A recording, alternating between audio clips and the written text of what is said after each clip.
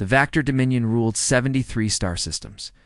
With an iron fist that had never known defeat in 300 years of conquest and expansion across the galaxy, Commander Thexgal stood on the bridge of his flagship, the Crimson Talon, observing the holographic display that showed a small blue planet orbiting an unremarkable yellow star in what the locals called the Sol System. His forearms crossed over his massive chest as his reptilian eyes studied the data streams.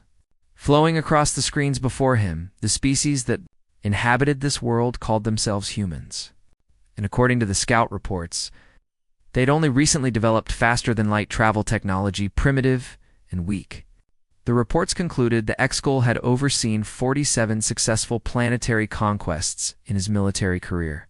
And this one promised to be the easiest, yet the Vector were 8 feet tall on average, covered in armored scales that could deflect most primitive projectile weapons, and possessed strength that allowed them to tear through steel.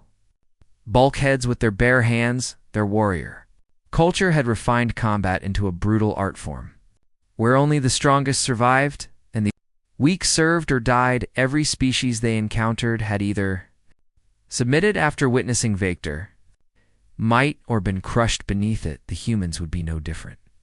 Send the standard demand for submission to all human colonies and their home world, Dexco commanded, his voice a deep rumble that resonated through the bridge. His second-in-command, a scarred veteran named Krelvos, activated the communication array and broadcast the message that had brought countless worlds to their knees. The message was simple and direct. Surrender all military assets.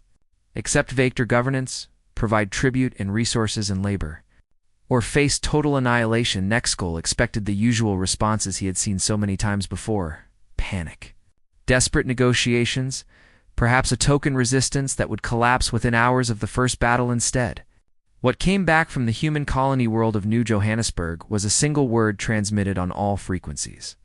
No. Krelvos looked at his commander with confusion, evident in the tilt of his massive head. Perhaps they do not understand the gravity of their situation, he suggested. Thexgal felt a flicker of irritation at this unexpected response. He had the communication officer replay the message to ensure there was no translation error. The word came through clearly in perfect Vector language. No, they refuse, Thexgal said, a predatory smile spreading across his fanged face. Good. The troops were getting restless without proper combat to sharpen their skills. He turned to his tactical officer and issued the order that would begin what he assumed would be a brief and one-sided conflict. Prepare the invasion fleet for planetary assault on New Johannesburg. We will make an example of this colony that the rest of their species will understand. The Vactor war machine moved with practiced efficiency as transport ships loaded with thousands of warriors prepared to descend on the human colony. Fighter craft and orbital bombardment vessels took up positions around the planet while ground forces checked their weapons and armor. Thexgal watched the preparations with satisfaction, knowing that within a day or two at most, the humans would be begging for the mercy they had foolishly rejected. The invasion began at dawn on New Johannesburg, with Vector dropships streaking through the atmosphere like falling stars. The colony had a population of approximately 2 million humans spread across 3 major cities and dozens of smaller settlements. Against them came 50,000 Vector warriors, more than enough force to conquer a world 10 times as populous. Based on every previous campaign, the first Vector troops landed on the outskirts of the capital city, expecting to encounter frightened civilians, and perhaps a small militia with inadequate weapons. What they found instead was a prepared defense that opened fire the moment the dropships touched ground. Human weapons proved more effective than anticipated, with armor-piercing rounds that could penetrate Vector scales and explosive devices that turned landing zones into killing fields. Thexgal frowned as the casualty reports began streaming, and from the surface, the humans were fighting with unexpected coordination and ferocity, using tactics that seemed designed specifically to counter Vector advantages in strength and durability. Snipers targeted officers from concealed positions. Improvised explosives destroyed advancing formations, and the humans refused to stand and fight in the open where Vector's superiority in close combat would decide the battle quickly instead. They retreated through buildings rigged with traps, lured Vector warriors into ambushes, and used the urban terrain to neutralize the invaders' physical advantages. They fight like cowards. Krelvo spat as he reviewed the tactical reports. No honor. No courage to face us directly, but Dexkel was beginning to understand that what he was witnessing was not cowardice, but something far more dangerous. Adaptation. The humans were learning from each engagement, changing their tactics in real time based on Vector responses. When the warriors advanced in tight formations, the humans used explosives when they spread out. Snipers picked them off when they called in air support. Anti-aircraft fire drove the craft away. The battle raged for 3 days. Far longer than any Vector conquest in recent memory, the humans lost ground steadily, falling back from one defensive position to another, but they made the Vector pay for every meter with blood and bodies.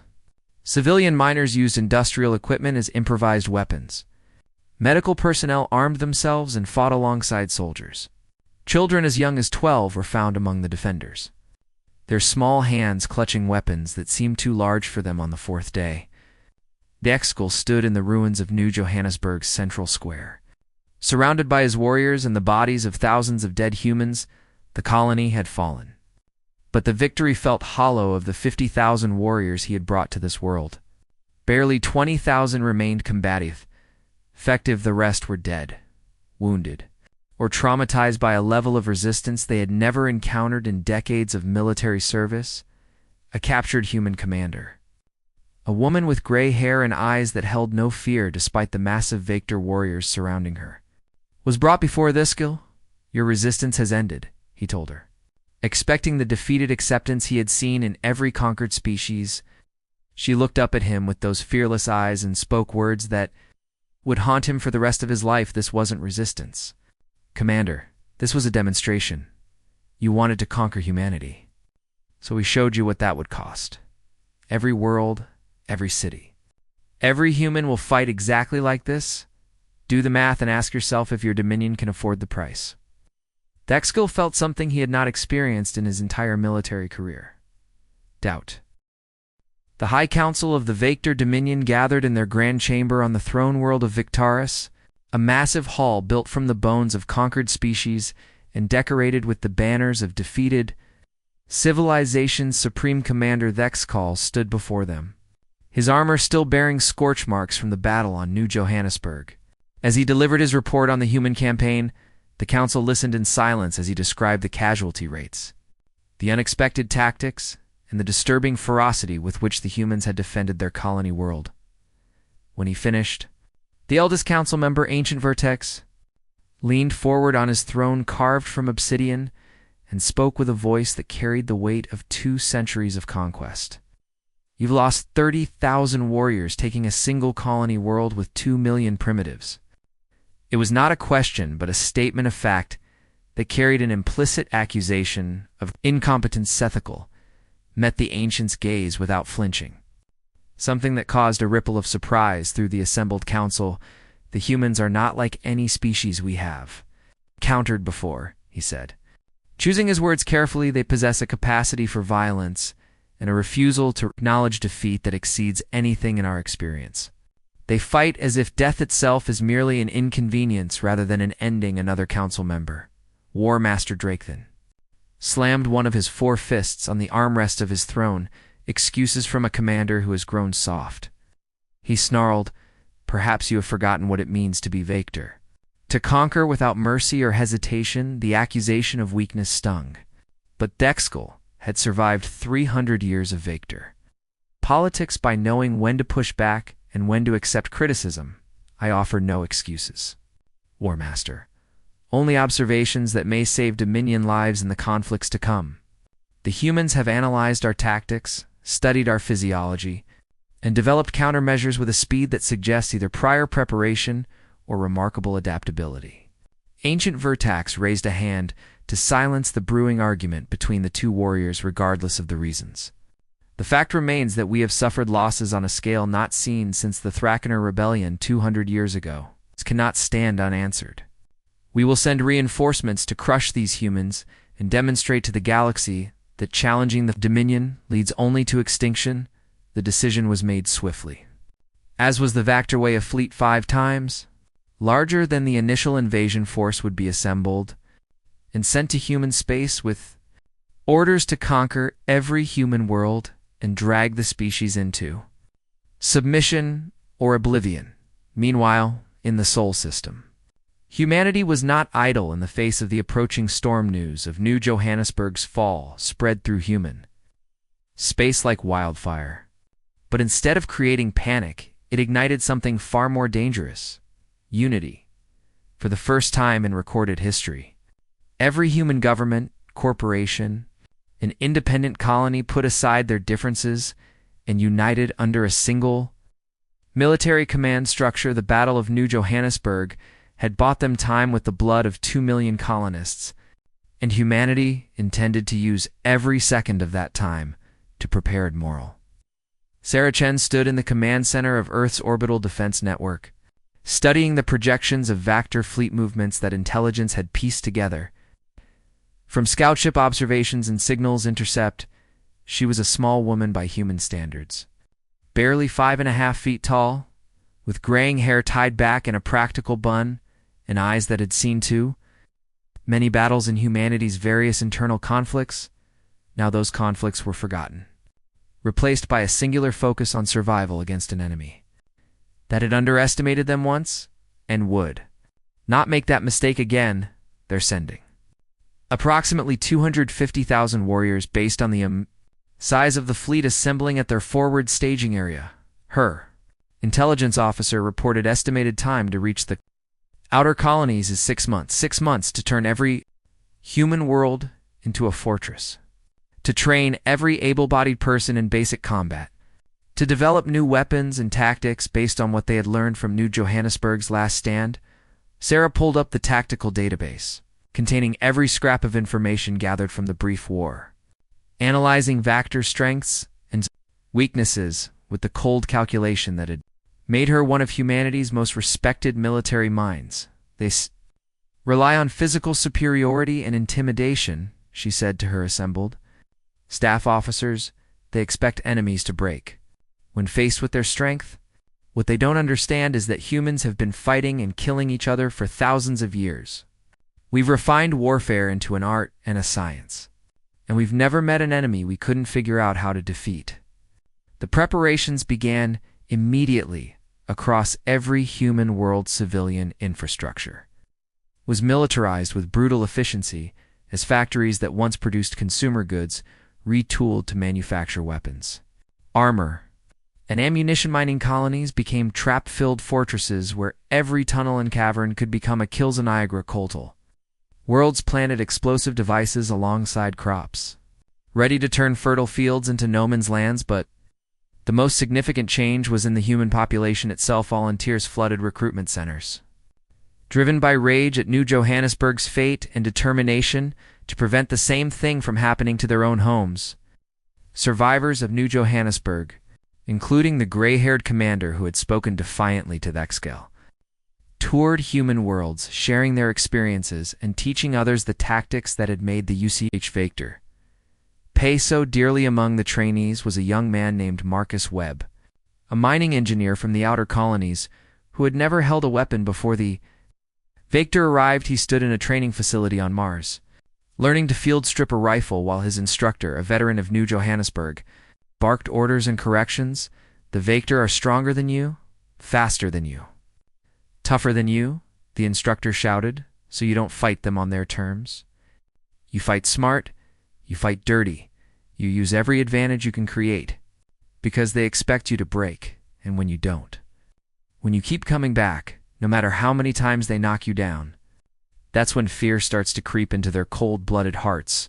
Marcus absorbed the lessons with desperate intensity, understanding that his survival and the survival of everyone he cared about depended on learning to become something he had never been before. A soldier across human space, millions like him were undergoing the same transformation, turning from civilians into a fighting force that would show the Vactor what humanity truly meant. When the Vactor Reinforcement fleet finally arrived at the first human colony world 6 months later. They found not the frightened population they expected, but a population that had spent every waking hour preparing. To make the invaders regret their decision to continue, the battle for Colony Haven began with Vector dropships descending through the atmosphere, expecting, perhaps slightly stiffer resistance than New Johannesburg, but nothing there overwhelming. Numbers could not crush what they encountered. Instead was a coordinated defense that had learned from every mistake made in the previous. Bottle anti-aircraft batteries opened fire with devastating accuracy, destroying dozens of dropships before they could land. Those that made it to the surface found landing zones pre-targeted by artillery that turned them into Infernus Vector. Warriors who survived the initial barrage advanced into cities that had been transformed into three-dimensional mazes of kill zones, traps, and ambush points and everywhere. Humans fought with a ferocity that seemed to increase rather than decrease as casualties mounted. Thexel, commanding the invasion from orbit, watched in growing horror as his casualty reports climbed higher and higher.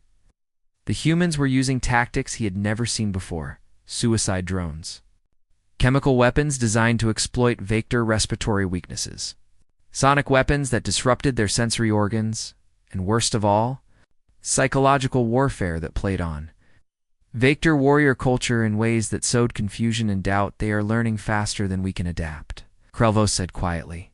Standing beside his commander on the bridge, every engagement teaches them something new about us. While we learn nothing new about them, except that they refuse to die, Isli Thexel made a decision that would have been unthinkable before encountering humanity. He ordered a retreat. The word spread through Vector space, like a virus that infected the warrior pride of an entire civilization. Retreat for the first time in 3 centuries of unbroken conquest. The Dominion forces had withdrawn from a battlefield not because they had achieved victory, but because the cost of continuing had become unbearable. Battle for Colony Haven had cost the Vector another 60,000 warriors before the Excal made the unprecedented decision to pull his forces back to regroup and reassess. The High Council summoned him again, and this time the accusations of incompetence were louder and more numerous, but ancient Vertax silenced them with a gesture and demanded a full tactical analysis of what made the humans so different from every other species the Dominion had. Conqueretical presented his findings with clinical precision, showing footage of human tactics that defied conventional military doctrine. They do not have centralized command structures that can be decapitated, he explained, highlighting examples where human forces continued coordinated attacks even after their commanding officers were killed. Each unit operates with independence, making decisions based on local conditions rather than waiting for orders from above. He showed them recordings of human soldiers fighting with injuries that would incapacitate any Vector warrior, continuing to shoot and move even with limbs missing or organs damaged. They possess a pain tolerance and will to survive that exceeds biological logic, he continued. I witnessed a human with catastrophic chest wounds hold a defensive position for 6 minutes, killing 4 of our warriors before finally expiring. But the footage that caused the most disturbed reactions among the council showed something even more unsettling: humans laughing and joking moments before engaging in combat that would likely kill them. They do not fear death the way other species do, the Skul said quietly, or rather they fear it, but refuse to let that fear control their actions. They make jokes about dying, they sing songs while under bombardment. They treat warfare as something almost recreational rather than the serious business of survival. Ancient Vertax leaned back in his throne, processing this information with the wisdom of 2 centuries. What you describe is not a military force, but a species of natural-born killers who have somehow channeled their violent nature into organized warfare. How did we not see this before making first contact?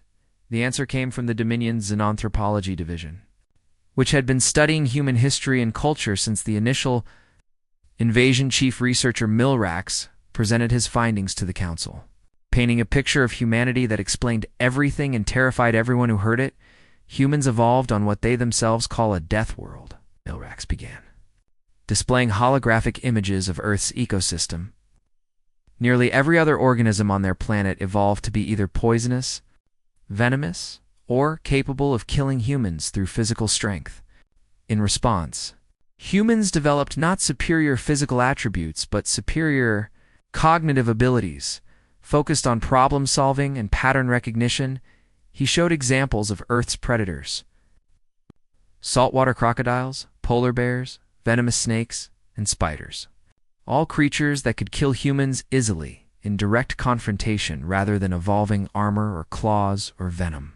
Humans developed endurance hunting. They would chase prey animals for hours or even days until the prey collapsed from exhaustion. They invented tools to compensate for physical weakness. They learned to cooperate in groups to bring down animals far larger and stronger than themselves. The council watched footage of human persistence hunting, seeing primitive humans jogging after an antelope for 8 hours under a brutal sun until the animal literally died from exhaustion. But the most significant factor in human psychology is something they call spite. Milrax continued, humans will often continue fighting not because they believe they can win, but because they refuse to let their enemy win. They will inflict maximum damage even in defeat, ensuring that victory costs their opponents so dearly that it becomes Pyrrhic. He displayed historical records of human conflicts, soldiers fighting to the last bullet, pilots crashing their aircraft into enemy ships, entire cities choosing destruction over surrender. They have a saying, "If I'm going down, I'm taking you with me." This philosophy permeates their military doctrine at every level, where Master Drakethan, who had been silent throughout the presentation, finally spoke. "You were describing a species of madmen who cannot be reasoned with or intimidated. How does one conquer such a species?" Milrax met his gaze with the cool detachment of a scientist delivering unpleasant facts. "One does not. War Master, history shows that every attempt to conquer humanity as a whole has failed. They have conquered each other countless times in regional conflicts, but any external threat simply unifies them against the common enemy. We have become that external threat."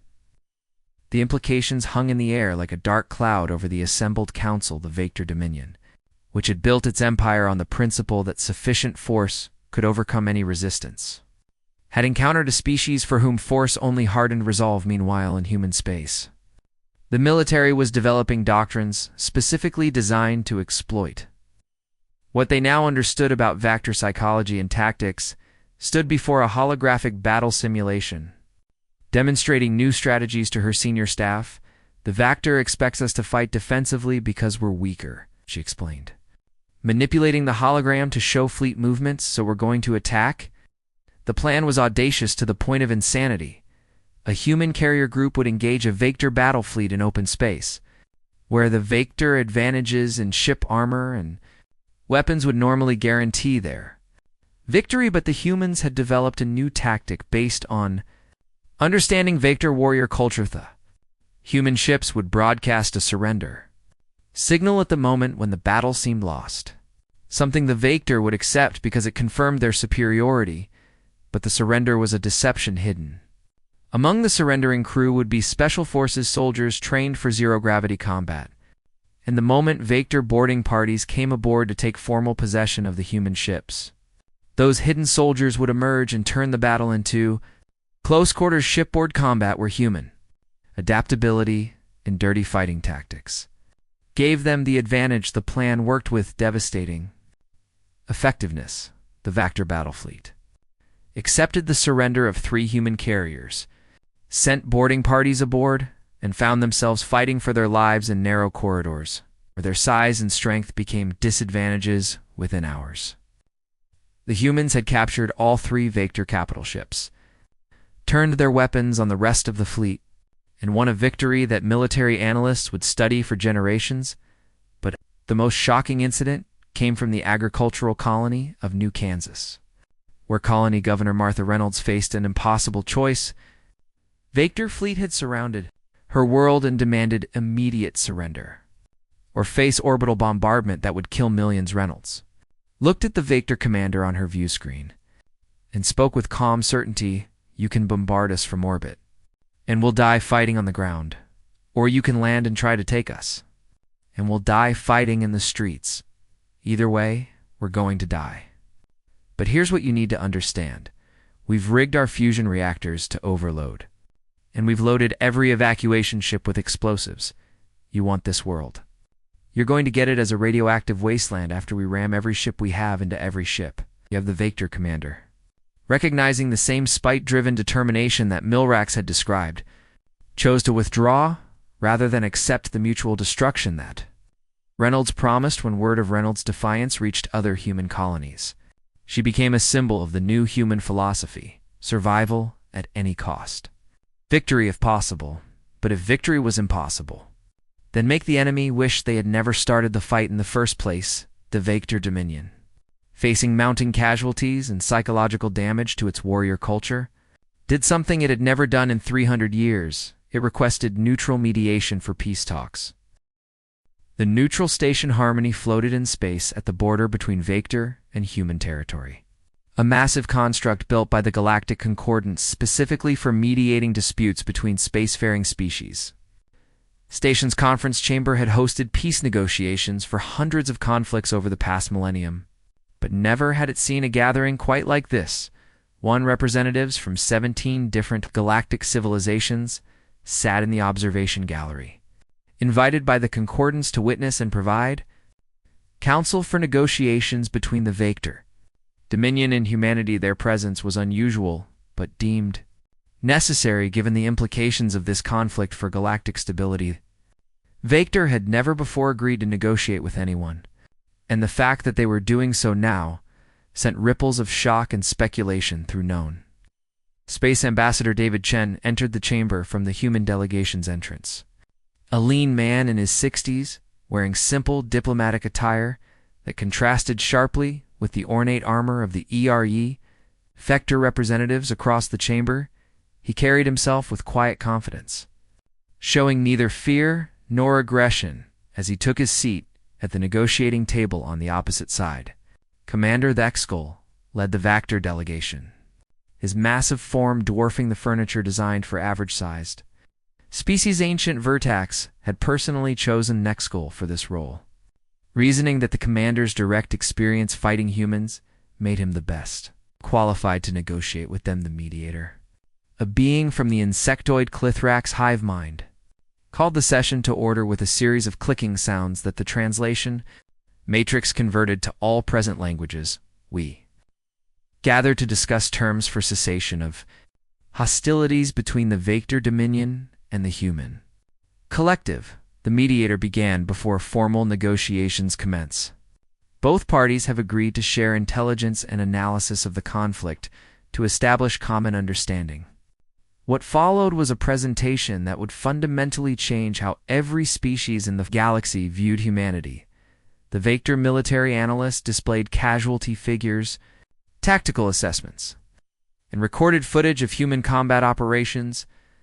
Assembled observers watched in growing disbelief as the numbers revealed that humanity, despite being vastly outnumbered and technologically inferior in many areas, had inflicted losses on the Vector that exceeded anything seen in centuries of Dominion expansion. A representative from the Quilter Harmony, a peaceful species that had submitted to Vector rule decades earlier, spoke up during the presentation. How is this possible?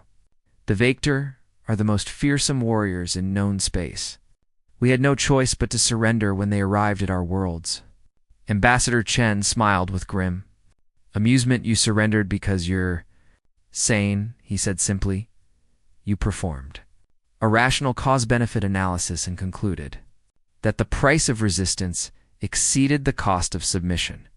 Humans don't think that way. The Concordance is, chief xenopsychologist Dr. Sylvan from the scholarly Telver species requested permission to present findings from an extensive study of human psychology and evolutionary history.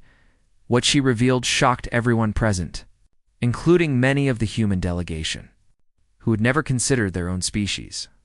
From such an external perspective, humans are unique among known sapient species, in that they evolved as what biologists call persistence predators.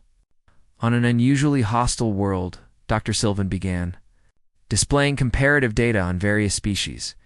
Home worlds. Earth scores in the 97th percentile for environmental lethality among worlds that produced sapient life. She showed footage of Earth's ecosystem: storms that could level cities, predators that could kill humans with ease, diseases and parasites that had claimed billions of lives throughout human history in response to these pressures. Humans developed several unique traits that make them exceptional survivors and terrifying opponents. The first trait she highlighted was endurance. Most predators in the galaxy are sprint hunters who rely on bursts of speed and strength to catch prey. Humans instead developed the ability to pursue prey over long distances, literally running their targets to death over hours or days. This same endurance translates to their military operations, where they can continue functioning on minimal rest and sustenance for periods that would incapacitate most species. She displayed medical scans showing human physiological adaptations: efficient cooling systems through sweat, energy storage, and fat deposits; cardiovascular systems optimized for sustained activity rather than brief exertion. Second trait was healing capacity. Humans possess remarkable regenerative abilities, Dr. Sylvan continued, showing footage of wounded human soldiers who would return to combat after injuries that would permanently disable most species. They can lose significant blood volume and recover, survive damage to major organs, and continue functioning with injuries that would trigger shock and shut down in other species. Their pain tolerance is exceptionally high, allowing them to override biological warning systems that would normally prevent continued activity.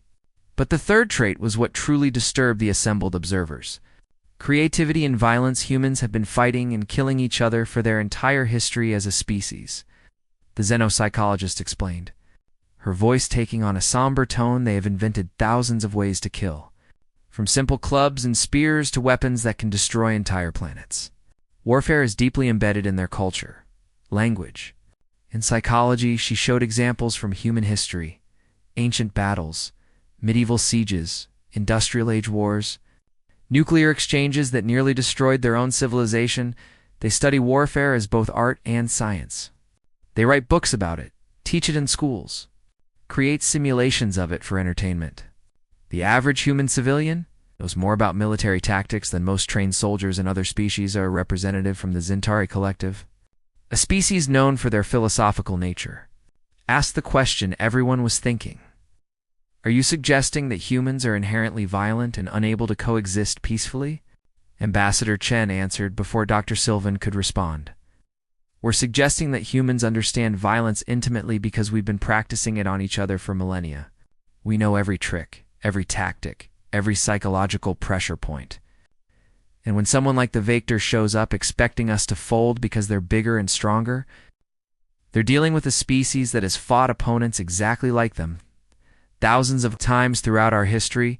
He pulled up historical records of human conflicts. We fought empires, dictatorships, invasions, occupations, and we've learned that the bigger and stronger opponent can be beaten through adaptation, perseverance, and refusing to accept that physical superiority equals inevitable victory, Doctor. Sylvan added one final observation that sent chills through the chamber. Perhaps most significantly, humans possess what they call escalation dominance when threatened. They do not typically respond with proportional force, but rather with overwhelming counterforce designed to make the aggressor regret their actions. This trait is summarized in one of their military doctrines: peace through superior firepower. Commander Vexkal, who had been silent throughout the presentations, finally spoke. You make them sound like monsters, Ambassador. Chen met his gaze across the negotiating table. We are what our world made us. Commander, you encountered a species that evolved alongside saber-toothed cats, cave bears, venomous snakes, microscopic parasites, and thousands of other things trying to kill us every day. We survived by becoming smarter, more adaptable, and more stubborn than everything that wanted us dead. He leaned forward, his voice carrying to every corner of the chamber. You wanted to see what frightening looks like. Commander Vexkal, you found your mirror. The only difference is that we know we're monsters, and we've spent 10,000 years learning to channel that monstrosity into protecting what we love rather than conquering what we fear. The chamber fell silent as the implications settled over everyone present. The galaxy had assumed the Vector were the apex predators, the ultimate warriors who had proven their superiority through 3 centuries of conquest. Now they understood that the Vector had simply never encountered another apex predator species until they met humanity, and in that meeting, they discovered that being big and strong and fearsome meant nothing when facing a species that had spent its entire evolutionary history learning how to kill things bigger, stronger, and more fearsome than themselves. The treaty negotiations lasted for 3 weeks, during which time both sides worked through the complex process of establishing borders, trade agreements, and mutual recognition of sovereignty. The final document, known as the Treaty of Harmony Station, was unprecedented in galactic history because it represented the first time the Vector Dominion had acknowledged another species as equals, rather than subjects or enemies to be destroyed. Ambassador Chen signed the treaty with a simple pen made of metal from the ruins of New Johannesburg, a symbolic gesture that Dexkel understood and appreciated. The Vector commander added his mark using traditional claw marks and hardened resin, a sign of respect among his people that few outside the Dominion ever received. But the treaty was only the beginning of a transformation that would reshape galactic politics and military doctrines. The various delegations prepared to depart Harmony Station. Dexko requested a private meeting with Ambassador Chun. The two met in a small observation lounge overlooking the stars. Between their territories, my government has instructed me to make an unusual request, Dexkel began. His forearms crossed in a gesture that humans had learned meant contemplation rather than aggression. We have detected signals from the galactic core. Deep space monitoring stations report movement of something vast, something that our best analysts cannot identify, but that exhibits technological signatures far beyond anything in current galactic civilization. Chen listened carefully, understanding that what Dexkel was describing could represent a threat that made the human Vector War look like a minor border skirmish. Your analysts believe this represents a potential hostile force. Dexkel's reptilian features arranged themselves into what humans had learned to recognize as an expression of concern. We do not know what it represents, but its trajectory will bring it into contact with inhabited space within 5 years. The Dominion's military doctrine is built on overwhelming force against known threats. But this is an unknown threat that may require different approaches. He paused, seeming to choose his words carefully. My species has ruled through strength for 3 centuries. But you have shown us that strength alone is not sufficient when facing an adaptable, creative opponent. The High Council has authorized me to propose something that would have been unthinkable before we encountered humanity. An alliance. The proposal took Chen by surprise. Though he was careful not to show it. You want humanity to help you fight an unknown threat from the galactic core? We want humanity to help us prepare for an unknown threat. Dexkel clarified. Your species possesses abilities that complement our own. You adapt quickly, you think creatively. You refuse to accept conventional limitations. Combined with Vector strength and resources, such a partnership might give us the capability to face whatever is coming. Chen considered the proposal, knowing that his government would need to debate it extensively, but also understanding the strategic value of having the Dominion as an ally rather than an enemy. I'll take your proposal to my superiors, he said. Finally, but I have a question, Commander. Why trust us? We've spent the past year killing each other. Dexkel's expression shifted to something that might have been a smile on his alien features. Because we recognize in you what we see in ourselves. Survivors who do whatever is necessary to protect their own.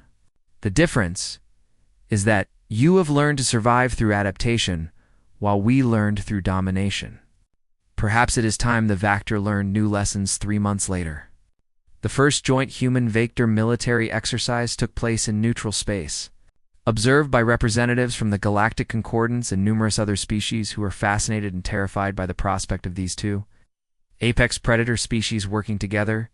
Admiral Sarah Chen, who had been promoted to Supreme Commander of Human Military Forces, stood on the bridge of the carrier, indomitable, alongside Commander the Scalthy, watched as human and Vector forces conducted coordinated operations.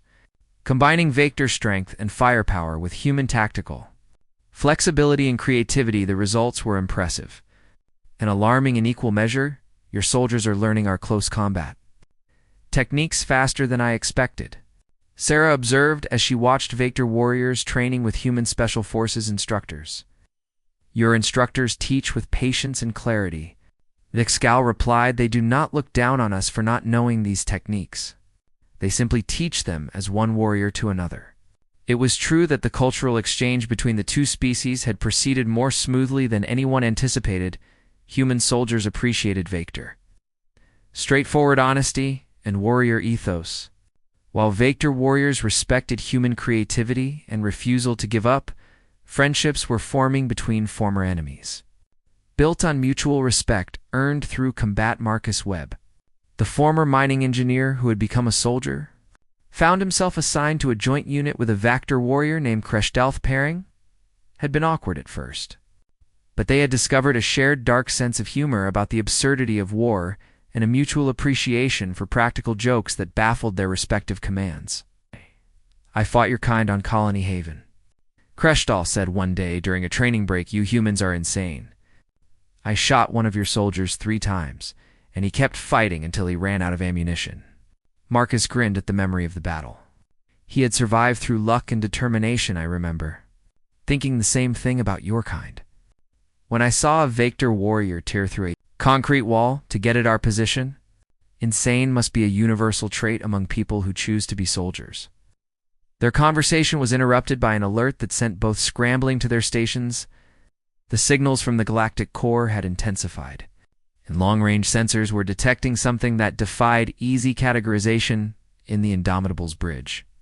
Sarah and Nexkull studied the sensor data with growing concern. What they were seeing appeared to be a fleet of ships, but the vessels were enormous, each one larger than anything humanity or the Vector had ever constructed. The technology readings suggested capabilities that exceeded current galactic civilization by orders of magnitude. We need to gather more intelligence before we can assess the threat level, Sarah said. Already planning reconnaissance missions in her mind. Agreed. Skull responded. But we should prepare for the possibility that this represents a hostile force. If it does, we will need every advantage we can create. Sarah looked at her former enemy and now ally, seeing in his eyes the same determination she felt. Your species doesn't fight to win. The Skull had told her during one of their strategy sessions, you fight like victory is inevitable and defeat is merely inconvenient. She had smiled at his assessment because it was accurate. We don't fight to win, Commander. We fight until the other side understands they can't make us stop. There's a difference. And if whatever is coming from the Galactic core wants a fight, they're going to learn the same lesson you did. The joint human Vector fleet departed for the Galactic core 2 weeks later, carrying 15,000 warriors from both species and enough firepower to level a small star system. They were heading into the unknown, facing a potential threat that might dwarf anything the galaxy had seen in recorded history, but they were not afraid. The humans had faced extinction and refused to accept it. The Vector had faced defeat and learned from it together. They represented something new in galactic civilization, a partnership between 2 apex predator species who had discovered that their greatest strength came not from dominating others, but from working together as the fleet entered hyperspace. Marcus stood in the observation deck alongside Krestal, watching the stars stretch into lines of light. Think we'll survive whatever is waiting out there? He asked his alien friend. Krestal's laugh was a deep rumble that resonated through the deck. Your species turned mining equipment into weapons and kept fighting us with broken bodies. My species has conquered 73 star systems through sheer determination. If anything in this galaxy thinks it can stop us working together, it is about to receive a very unpleasant education. Marcus grinned and raised his drink in a toast. 2 unpleasant educations, and the poor bastards who are about to get one to survival, Kreshdal added, touching his own drink to Marcus's and to the galaxy, learning that there are worse things than the Vector Dominion. Like humanity, Marcus finished, or like humanity and the Vector together. Kreshdal corrected. They drank to that truth as the fleet carried them toward whatever waited in the depths of space behind them. The rest of the galaxy watched and wondered whether they should be relieved that humanity and the Vector had made peace, or terrified of what these two species might accomplish together. The answer, as it turned out, was both.